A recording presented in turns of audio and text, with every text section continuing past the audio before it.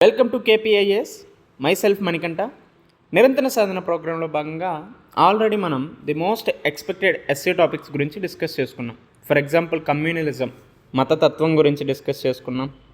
అదేవిధంగా $5 trillion economy గురించి, అదేవిధంగా $55 ట్రిలియన్ ఎకానమీ గురించి.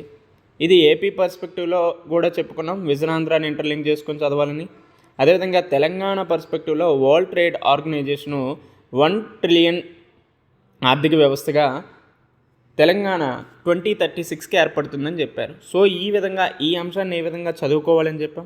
అదేవిధంగా యూనిఫామ్ సివిల్ కోడ్, ఉమ్మడి పౌర స్మృతి గురించి, సైమల్టేనియస్ ఎలక్షన్స్, ఒకే దేశం ఒకే ఎన్నిక గురించి, అదేవిధంగా ఎంఎస్ఎంఈ గురించి, మైక్రో స్మాల్ మీడియం ఎంటర్ప్రైజెస్ గురించి ఇన్ డీటెయిల్గా చదువుకున్నాం. అయితే ఈరోజు ప్రత్యేకంగా ఇండియన్ ఎడ్యుకేషన్ సిస్టమ్ గురించి, భారతీయ విద్యా వ్యవస్థ గురించి ఈరోజు ప్రత్యేకంగా ఎస్ఏని డిస్కస్ చేసుకుందాం. సో ఇందులో ఎస్ఏని డిస్కస్ చేసుకునే దానికంటే ఎక్కువగా దీనికి సంబంధించి ఇఫ్ ఇన్ కేస్ ఏదైనా టాపిక్ ఇస్తే ఏ విధంగా అడ్రస్ చేయాలి, ఏ విధంగా రాయాలి అనే అంశాన్ని ఇక్కడ ఎక్కువగా ఫోకస్ చేస్తా. ఇఫ్ ఇన్ కేస్ దీనికి సంబంధించి మీరు ఏదైనా ఎస్ఏ రాస్తే నాకు రాసి పంపించండి. సో ఇది ఈమెయిల్ ఐడి, అదేవిధంగా టెలిగ్రామ్ నెంబర్, వాట్సాప్ నెంబర్ ఇది. సో ఇఫ్ ఇన్ కేస్ మీరు విద్యా వ్యవస్థ అవ్వచ్చు, లేదంటే ఎడ్యుకేషన్ సిస్టమ్ ఎయిదర్ ఇంగ్లీషు లేదంటే తెలుగులో ఎవరు రాసినా ఈ నెంబర్కి మీరు వాట్సాప్ చేయండి, పీడిఎఫ్ డాక్యుమెంట్గా పెట్టండి. ఇఫ్ ఇన్ కేస్ నెంబర్కి కాకపోతే మెయిల్కి పెట్టినా మీరు పంపించిన 24 అవర్స్లో నేను మీకు కరెక్షన్ చేసి పంపిస్తాను. రైట్. ఇకపోతే ఎడ్యుకేషన్ సిస్టమ్కి సంబంధించి మనం ఏ అంశాలను ఎక్కువగా ఫోకస్ చేసి చదవాలంటే, ఒకటి నేషనల్ ఎడ్యుకేషన్ పాలసీ, రీసెంట్గా వచ్చినటువంటి నేషనల్ ఎడ్యుకేషన్ పాలసీ గురించి ప్రత్యేకంగా చదువుకోవాలి. ఇది ఎస్ఏ పర్స్పెక్టివ్లో అడగచ్చు, అదేవిధంగా జిఎస్ పర్స్పెక్టివ్లో మనకి అడగడానికి చాలా ఎక్కువగా స్కోప్ ఉంది. ఇండియన్ సొసైటీలో భాగంగా అవ్వచ్చు, పాలిటీ అండ్ గవర్నెన్స్ రిలేటెడ్గా కూడా అడగడానికి స్కోప్ ఉంది. ఇది మాత్రమే కాకుండా స్కిల్ ఇండియా గురించి అడుగుతారు. రైట్. ఇది మాత్రమే కాకుండా డెమోగ్రఫిక్ డివిడెండ్, ఈ విద్యా వ్యవస్థని ఇంటర్లింక్ చేసుకొని ఈ అంశాలన్నీ కూడా ఉంటాయి. కాబట్టి ఏదైతే ఎడ్యుకేషన్కి ఇంటర్లింక్గా ఉంటాయో ఆ అంశాలన్నిటి మీద కూడా మనం ఖచ్చితంగా ఫోకస్ చేయాలి. రైట్. ఈ విధంగా నేషనల్ ఎడ్యుకేషన్ పాలసీ గురించి, స్కిల్ ఇండియా గురించి, డెమోగ్రఫిక్ డివిడెండ్ గురించి, హయ్యర్ ఎడ్యుకేషన్, ఉన్నత విద్యలో రీసెంట్గా వచ్చినటువంటి మార్పులు. సో ఈ నేషనల్ ఎడ్యుకేషన్ పాలసీలో హయ్యర్ ఎడ్యుకేషన్కి సంబంధించినటువంటి అంశాలు ఇంటర్లింక్ చేసుకొని చదువుకోవాలి. ఇందులో మెయిన్గా నేషనల్ రీసెర్చ్ ఫౌండేషన్ గురించి ప్రత్యేకంగా చదువుకోవాలి. అదేవిధంగా రీసెంట్గా ర్యాంకింగ్ సిస్టమ్ ఏ విధంగా ఉంది హైయర్ ఎడ్యుకేషన్కి సంబంధించి, సో ఈ అంశాలు చదువుకుంటూనే హ్యూమన్ క్యాపిటల్ ఫార్మేషన్ గురించి కూడా చదువుకోవాలి. ఇవన్నీ కూడా మనకి జిఎస్ పర్స్పెక్టివ్లో చాలా ఇంపార్టెంట్. మనకి ఇండియన్ సొసైటీలో అవ్వచ్చు, పాలిటీ అండ్ గవర్నెన్స్లో అవ్వచ్చు, అదేవిధంగా ఎకానమీ పర్స్పెక్టివ్గా కూడా ఈ అంశాలు అడుగుతారు. ఈ అంశాలు ఈ విధంగానే కాకుండా ఎస్ఏ పర్స్పెక్టివ్లో కూడా అడుగుతారు. సో ఈ విధంగా చూస్తే విద్యా వ్యవస్థకి సంబంధించి మనం ఎస్ఏని ఏ విధంగా రాయొచ్చు. So if in case it depends on ఇచ్చిన క్వశ్చన్ బట్టి విద్యా వ్యవస్థకి సంబంధించి ఏ విధంగా పరిణామక్రమం చెందుతుంది అనే అంశం గురించి రాయొచ్చు. So evaluation of Indian education system అని చెప్తూ ప్రాచీన భారతదేశం నుంచి ప్రస్తుత ఆధునిక భారతదేశంలో విద్యా వ్యవస్థ యొక్క పరిణామం ఏ విధంగా చెందింది అని రాయొచ్చు. సో ప్రాచీన భారతం, ఏన్షియన్ టైంలో అయితే మన అందరికీ తెలుసు శ్రీపర్వత విశ్వవిద్యాలయం నాగార్జునుడు కట్టించాడు. సో యజ్ఞశ్రీ శాతకర్ణి టైంలో. సో అక్కడ ఏ విధమైనటువంటి విద్యా వ్యవస్థ ఉంది అనేసి, అదేవిధంగా నలంద, తక్షశిల, ఈ విధంగా ప్రపంచంలోనే అన్ని విద్యార్థులు కూడా భారతదేశానికి చదువుకునేటటువంటి విద్యా వ్యవస్థ ప్రాచీన కాలంలో ఉంది. అయితే ప్రజెంటు ఆ విధమైనటువంటి అంశాలు మన దగ్గర చాలా వరకు లోపించాయి. సో దానికి గల కారణాలు ఏంటి, ఇటువంటి అన్ని అంశాలని మనం ఇన్ డీటెయిల్గా చదువుకోవాలి. సో ఈ విధంగా ఏన్షియన్ టైం, ప్రాచీన భారతదేశంలో ఏ విధమైనటువంటి విద్యా వ్యవస్థ ఉంది, అది మధ్యయుగానికి వచ్చేటప్పుడు మిడేవల్కి వచ్చేసరికి ఏ విధంగా ఉంది.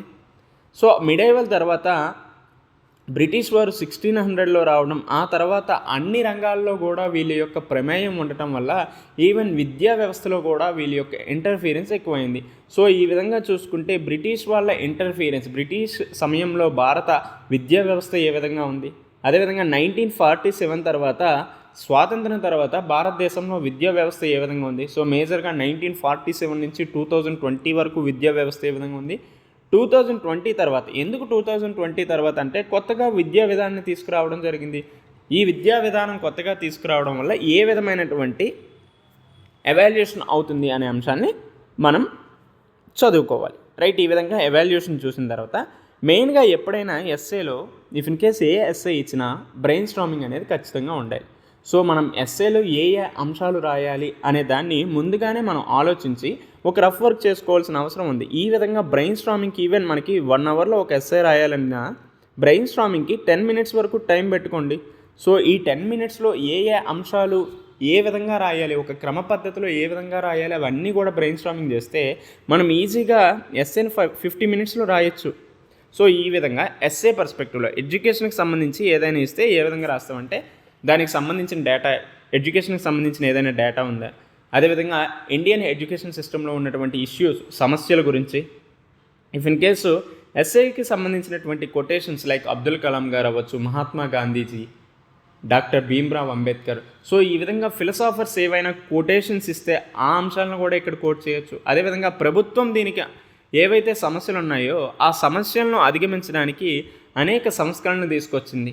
సో ఈ కాంటెక్స్లో భాగంగా ప్రభుత్వ పథకాల గురించి, అదేవిధంగా ప్రభుత్వ పాలసీసు, ప్రభుత్వం తీసుకొచ్చినటువంటి చట్టాలు, ఈ అంశాలన్నిటి గురించి చదువుకోవాలి. ఇది మాత్రమే కాకుండా ఇన్ని మెజర్స్ తీసుకొస్తున్నప్పటికీ కూడా అనేక సవాళ్ళు ఎదురవుతున్నాయి. సో ఆ సవాళ్ళు ఏంటి, సో లాస్ట్గా ఏవైతే సవాళ్ళు ఉన్నాయో వాటికి వే ఫార్వర్డ్ చెప్పాలి. అంటే అభిలషణీయ మార్గాల్ని సూచించడం వల్ల ఈ సవాళ్ళు ఏవైతే ఉన్నాయో వాటిని అధిగమించవచ్చు అని చెప్పచ్చు. సో ఈ విధంగా బ్రెయిన్ స్టార్మింగ్ చేసుకోవాల్సిన అవసరం ఉంది. సో బ్రెయిన్ స్టార్మింగ్ చేసుకున్నప్పటికీ కూడా మనం యూనిడైమెన్షనల్గా, ఒకే పద్ధతిలో కాకుండా మల్టీ డైమెన్షనల్గా ఆలోచించాల్సిన అవసరం ఉంది. సో ఇఫ్ ఇన్ కేస్ సమస్యల గురించి అడిగారంటే విద్యా వ్యవస్థలో ఉన్నటువంటి సమస్యల్ని మనం యూనిడైమెన్షనల్గా కాకుండా అనేక అంశాలను పరిశీలించి చెప్పాల్సిన అవసరం ఉంది. రైట్, ఈ విధంగా బ్రెయిన్ స్టార్మింగ్ చేసుకున్న తర్వాత మనం ఎస్సేని నార్మల్గా రాస్తాం. సో ఇలా రాస్తే మనకి చాలా ఈజీగా ఉంటుంది, 50 మినిట్స్లో ఈజీగా రాసేయచ్చు. సో ఇఫ్ ఇన్ కేస్ మీరు ఎవరైనా ఇండియన్ ఎడ్యుకేషన్ సిస్టమ్ మీద ఎస్సే రాశారంటే నాకు సెండ్ చేయండి పీడిఎఫ్ డాక్యుమెంట్లో. నేను ఖచ్చితంగా మీకు 24 అవర్స్లో కరెక్షన్ చేసి ఎవాల్యుయేషన్ చేసి పంపిస్తాను. రైట్, ఇకపోతే ఎడ్యుకేషన్ సంబంధించిన డేటా అంటే ఏ విధమైనటువంటి అంశాలంటే ఇండియన్ విద్యా వ్యవస్థలో total enrolment, gross enrolment ratio ఎంత ఉందనేసి, ఇటు హైయర్ ఎడ్యుకేషన్ అవ్వచ్చు, ప్రైమరీ ఎడ్యుకేషన్ అవ్వచ్చు, సెకండరీ ఎడ్యుకేషన్ ఏ విధంగా ఉంది, అదేవిధంగా ప్రభుత్వం యొక్క వ్యయం, గవర్నమెంట్ ఎక్స్పెండిచర్ విద్యా వ్యవస్థ మీద ఎంత బడ్జెట్ కేటాయింపులు చేస్తుంది, అదేవిధంగా భారతదేశంలో ఉన్న లిటరసీ రేషియో ఎంత. రైట్, ఈ లిటరసీ రేషియోలో మళ్ళీ మేల్ ఎంత, ఉమెన్ ఎంత. సో ఈ విధంగా చూసుకుంటే చాలా వరకు ఎడ్యుకేషన్లో కూడా జెండర్ డిస్పారిటీ అనేది ఉంటుంది కదా. సో ఈ విధమైనటువంటి డేటా అంతటిని కూడా మనం కలెక్ట్ చేసి సంగ్రహించుకొని ఎస్ఏ రాస్తే చాలా వరకు వాల్యూ యాడెడ్గా ఉంటుంది. సో మోస్ట్లీ డేటా రాయమన్నారు అనేసి మొత్తం డేటా రాయకూడదు. సో ఎస్ఏలో ఎప్పుడైనా మీ ఓన్ వే ఆఫ్ అప్రోచ్, మీ ఒరిజినాలిటీ అనేది కనిపించాలి. సో ఆ ఒరిజినాలిటీ కనిపించాలంటే కొంతవరకు ఇలాంటి డేటాని యాడ్ చేయండి. రైట్, ఈ విధంగా డేటా కలెక్ట్ చేసుకున్న తర్వాత విద్యా వ్యవస్థలో ఉన్నటువంటి సమస్యలను మనం ఏ విధంగా చూస్తాం. ఇఫ్ ఇన్ కేస్ మీరు స్టేపుల్ అప్రోచ్ని యూస్ చేసినా పర్లేదు. For example social, technological, administrative, political, legal, economical, environmental పరమైనటువంటి అంశాలకు అనుగుణంగా రాసినా పర్లేదు. అలా కాకపోతే విద్యా వ్యవస్థలో ఉన్నటువంటి సమస్యలను యాక్సెస్ అండ్ ఈక్విటీ, అనుసంధానత, అదేవిధంగా సమానత్వం గురించి, క్వాలిటీ, నాణ్యతాపరమైనటువంటి అంశాల గురించి, స్పెషల్ నీడ్స్, ఎవరైతే దివ్యాంగులు, ట్రాన్స్జెండర్స్ ఉన్నారో వాళ్ళకి సంబంధించినటువంటి అంశాలు, టెక్నాలజీ, సాంకేతిక పరంగా ఉన్నటువంటి సమస్యలు, చివరిగా పరిపాలనాపరమైనటువంటి అంశాలకు అనుగుణంగా విద్యా వ్యవస్థలో ఎటువంటి సమస్యలు ఉన్నాయని చెప్పొచ్చు.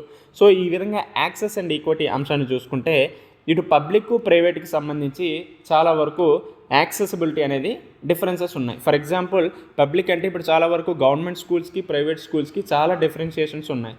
ప్రైవేట్ స్కూల్స్లో ఎక్కువ జీతాలు ఎవరు, కానీ ఎక్కువ మంది పిల్లలు అక్కడే జాయిన్ అవుతున్నారు. గవర్నమెంట్ స్కూల్స్లో ఎక్కువ జీతాలు వస్తున్నాయి, కానీ పిల్లలు అక్కడికి తక్కువగా వస్తున్నారు. సో ఈ విధంగా డిస్పారిటీస్ అనేవి ఉన్నాయి. సో ఇవి మాత్రమే కాకుండా ప్రైవేట్ స్కూల్స్లో చాలా వరకు ఫీజులు అనేవి చాలా ఎక్కువగా పెంచుతున్నారు. సో ఈ కాంటెక్స్లో యాక్సెసిబిలిటీ అండ్ ఈక్విటీ అనేది పరిశీలించవలసిన అంశం. సో ఈ విధంగా పబ్లిక్, ప్రైవేట్కి మధ్య డిఫరెన్సెస్ ఏ విధంగా ఉన్నాయనే అంశాన్ని ఒక సమస్యగా చూపించవచ్చు. అదేవిధంగా మేల్, ఫీమేల్ చాలా వరకు అక్షరాస్యత శాతంలో అవ్వచ్చు, ఈవెన్ డ్రాప్ అవుట్స్ రేట్స్లో మహిళలు ఎక్కువగా ఉన్నారు. సో బాలికలు డ్రాప్ అవుట్స్ ఎక్కువగా అవుతున్నారు. దానికి గల కారణాలు ఏంటని చెప్పొచ్చు. అలా కాకపోతే అక్షరాస్యత శాతం, లిటరసీ రేషియో చూసుకున్న మేల్ కంటే ఫీమేల్ తక్కువగా ఉంది.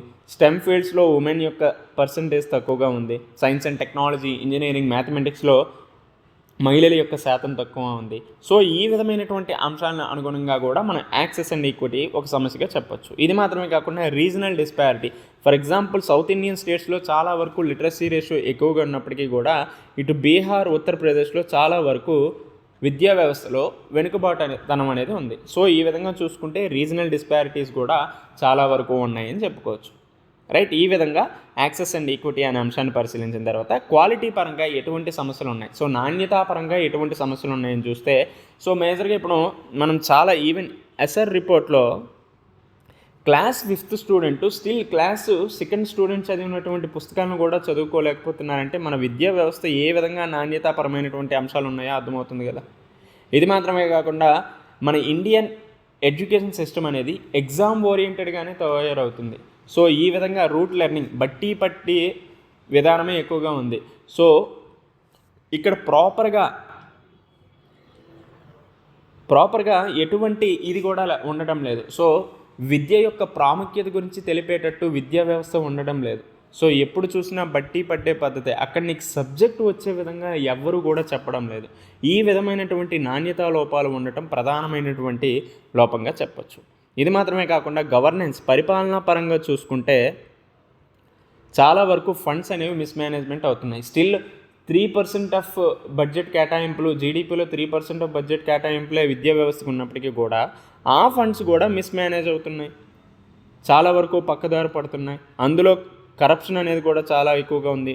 ఈవెన్ టీచర్ రిక్రూట్మెంట్లో కూడా కరప్షన్ ఎక్కువగా అవుతున్నది. ఇది మాత్రమే కాకుండా ప్రాపర్గా కరికులం అనేది ఉండడం లేదు.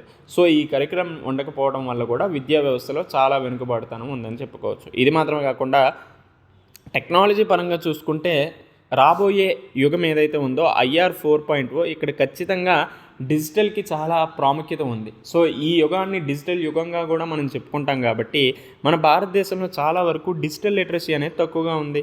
ఇది మాత్రమే కాకుండా డిజిటల్ డివైడ్, అటు అర్బన్లోను రూరల్లో కూడా చూసుకుంటే చాలా వరకు డిజిటల్ డివైడ్ ఉంది. ఈవెన్ మేల్ ఫీమేల్ పరంగా చూసుకున్నా కూడా డిజిటల్ డివైడ్ ఎక్కువగా ఉంది. ఇది మాత్రమే కాకుండా రీసెంట్గా ఎడ్యుకేషన్ సెక్టర్ అనేది గ్రోత్ అవుతున్నప్పటికీ కూడా అది చాలా వరకు కమర్షియలైజేషన్ అయిపోతుంది. సో ఈ విధమైనటువంటి సమస్యలు మన విద్యా వ్యవస్థలో కనిపిస్తున్నాయి. సో ఈ అంశాలను మనం రాస్తే ఇన్ని రాసామంటే అరౌండ్ మనకి ఒక 10 పేరాస్ వరకు వస్తాయి. సో ఇఫ్ ఇన్ కేస్ వాడు ఇచ్చిన క్వశ్చన్ బట్టి మనం సమస్యలని ఎక్స్ప్లెయిన్ చేయాల్సి ఉంటుంది. సో ఇఫ్ ఇన్ కేస్ విద్యా వ్యవస్థకు సంబంధించి వే ఫార్వర్డ్ అటువంటి అంశాలను ఎక్కువగా అడిగారంటే మనం సమస్యల మీద కాకుండా అభిలషణీయ మార్గాల మీద ఎక్కువగా ఫోకస్ చేయాలి. ఇఫ్ ఇన్ కేస్ విద్యా వ్యవస్థలోనూ లేదంటే ప్రైమరీ ఎడ్యుకేషన్ అవ్వచ్చు, ఇఫ్ ఇన్ కేస్ హెల్త్ సెక్టార్లో ఉన్న సమస్యలు అన్నారంటే ఎక్కువగా సమస్యల మీద ఫోకస్ చేయొచ్చు. ఈ విధంగా సమస్యల మీద అరౌండ్ మీరు ఒక 2 to 3 పేజెస్ వరకు రాశారంటే తర్వాత మిగతా అంశాలు కూడా రాసుకోవాలి. కాబట్టి చాలా మంచి ఆన్సర్ వస్తుంది, చాలా మంచి ఎస్సే వస్తుంది. సో ఈ విధంగా అన్ని టాపిక్స్ని కవర్ చేసాం. ఇటు క్వాలిటీ పరంగా అవ్వచ్చు, గవర్నెన్స్ పరంగా అవ్వచ్చు, యాక్సెస్ అండ్ ఈక్విటీ అవ్వచ్చు, టెక్నాలజీ పరంగా అవ్వచ్చు, even special needs like infrastructure విషయంలో చాలా వరకు వెనుకబడతనం ఉంది. సో మౌలిక వసతులు సరిగ్గా ఉండటం లేదు. ఇటు ఎలక్ట్రిసిటీ అవ్వచ్చు, బిల్డింగ్ ఇన్ఫ్రాస్ట్రక్చర్ అవ్వచ్చు. ఇది మాత్రమే కాకుండా దివ్యాంగులకు ప్రాపర్గా ఇన్ఫ్రాస్ట్రక్చర్ సౌకర్యాలు కల్పించడం లేదు. రైట్, ఈ విధమైనటువంటి అంశాలు కూడా సమస్యలుగా ఉన్నాయి. సో ఈ విధంగా మనం ఎస్ఏలు రాయాల్సిన అవసరం ఉంటుంది. సో ఇకపోతే ఖచ్చితంగా సమస్యలు చెప్పాం కాబట్టి ప్రభుత్వం దీనికి అనుగుణంగా తీసుకొస్తున్నటువంటి అంశాలను పరిశీలిస్తే 2020లో తీసుకొచ్చిన నేషనల్ ఎడ్యుకేషన్ పాలసీ, ఈ 2020 కాకుండా ఈవెన్ 1986లో కూడా నేషనల్ ఎడ్యుకేషన్ పాలసీ అనేది తీసుకొచ్చింది. రైట్, ప్రత్యేకంగా 21st సెంచరీ 21వ శతాబ్దానికి అనుగుణంగా ఈ విద్యా విధానాన్ని తీసుకురావడం జరిగింది. ఇందులో మెయిన్గా ఒకప్పుడు 10+2 వ్యవస్థ ఏదైతే ఉందో దాన్ని రద్దు చేసి 5+3+3+4 వ్యవస్థను తీసుకురావడం జరిగింది. అదే వొకేషనల్ ఎడ్యుకేషన్ని ఎక్కువగా ప్రమోట్ చేయడం జరిగింది. సో ఈ విధంగా నేషనల్ ఎడ్యుకేషన్ పాలసీని ఇన్ డీటెయిల్గా చదువుకోవాల్సిన అవసరం ఉంది. సో ఇఫ్ ఇన్ కేస్ మీకు నేషనల్ ఎడ్యుకేషన్ పాలసీ 2020 గురించి కావాలంటే మీరు కామెంట్ చేయండి, దీనికి రిలేటెడ్గా మీకు వీడియో కూడా చేస్తా. రైట్, ఇది మాత్రమే కాకుండా రైట్ టు ఎడ్యుకేషన్ యాక్ట్ అనేది 2009లో తెచ్చారు. ఈవెన్ విద్యను కూడా, విద్య పొందే హక్కును కూడా ప్రాథమిక హక్కుగా పెట్టడం జరిగింది. రైట్, ఈ విధంగా రైట్ టు ఎడ్యుకేషన్ యాక్ట్ని తీసుకొచ్చారు. ప్రాథమిక హక్కుగా గుర్తించడం జరిగింది ఆర్టికల్ 29A ప్రకారం.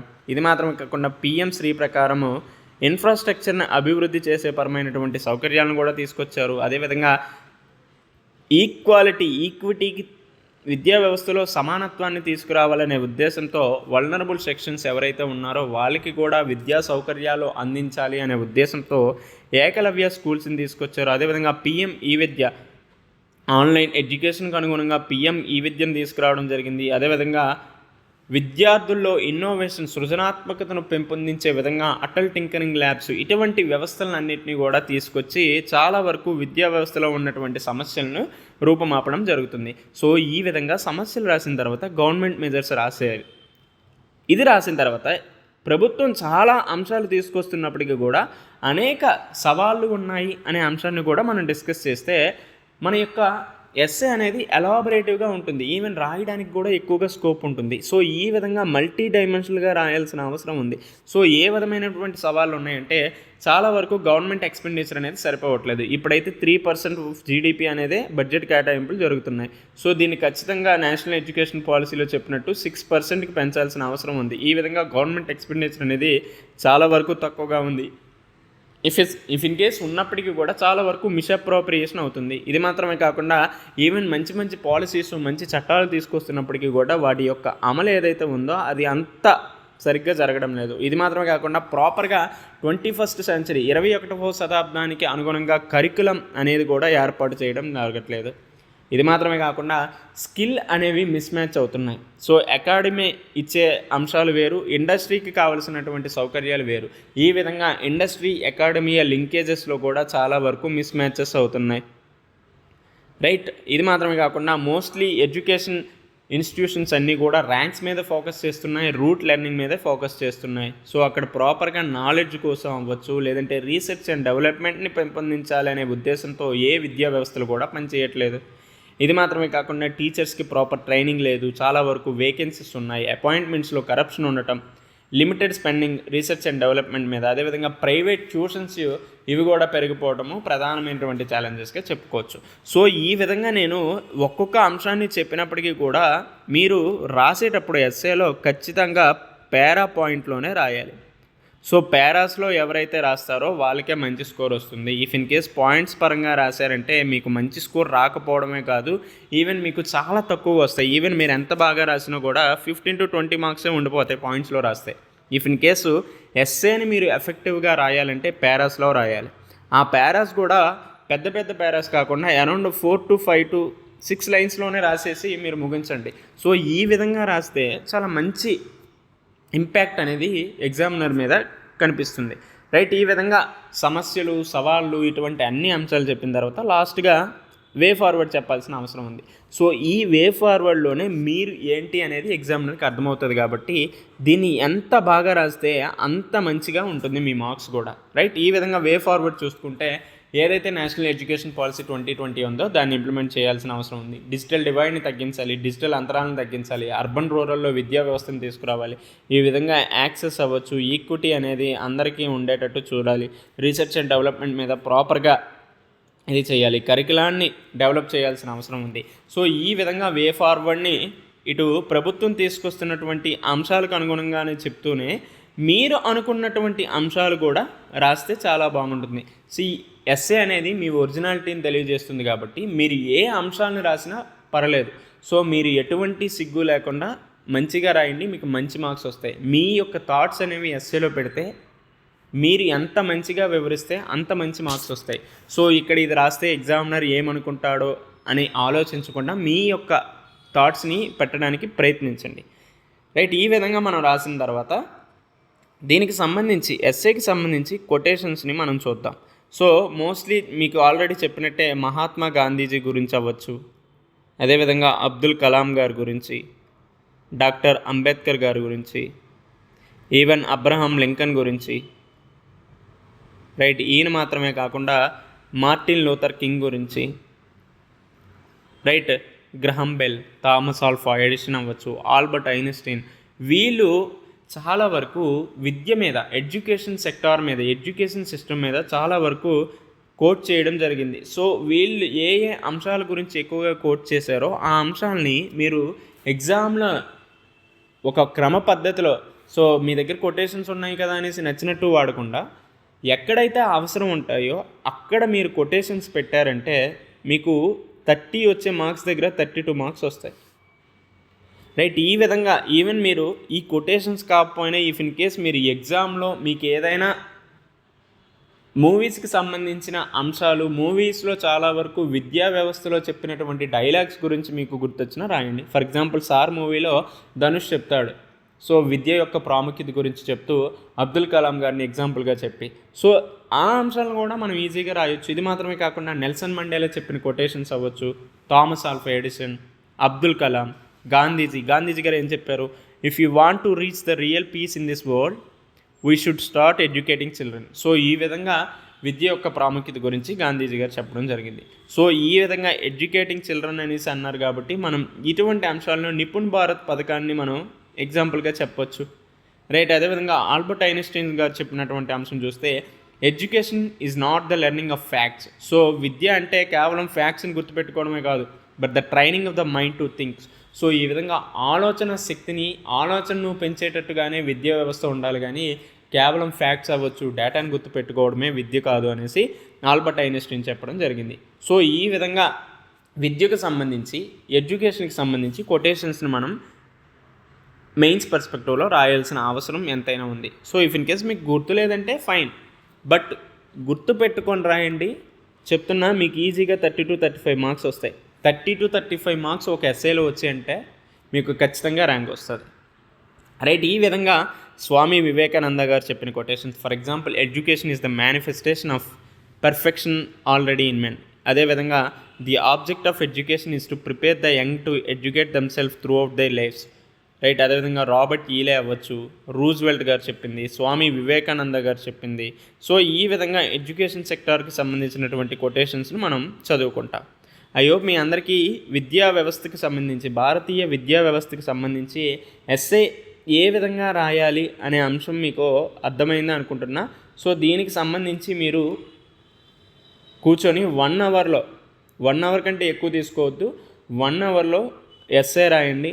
ఆ ఎస్ఏని నాకు సెండ్ చేయండి. సో 7702920709 నా నెంబరు.